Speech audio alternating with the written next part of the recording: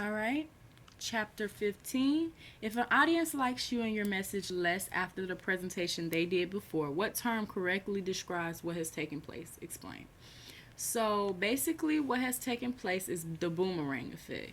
And that's basically self explanatory when the audience likes you and your message less after the presentation that they did before. All right, so describe an ethical standard to follow when preparing and delivering a persuasive presentation. So, first, what is persuasion? Persuasion is the act or fact of persuading people or someone of being persuaded to do or not or to believe something.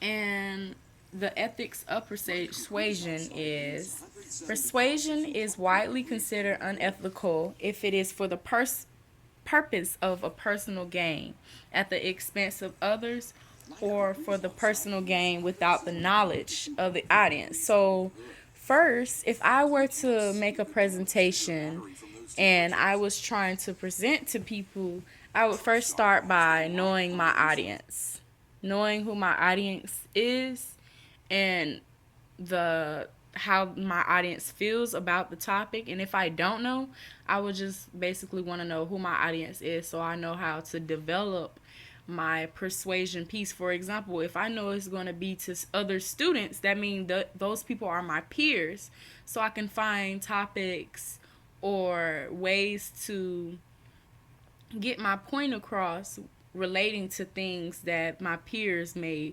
know about. And for example, if it's to a company, I could be persuading a company how to do something. I would use different mechanisms to persuade a company versus someone who's my peers. My peers, I would make connections between things that I know that they are into or they're viewing. Or if it's on a company platform, then I would definitely do the same thing as far as like finding a common ground.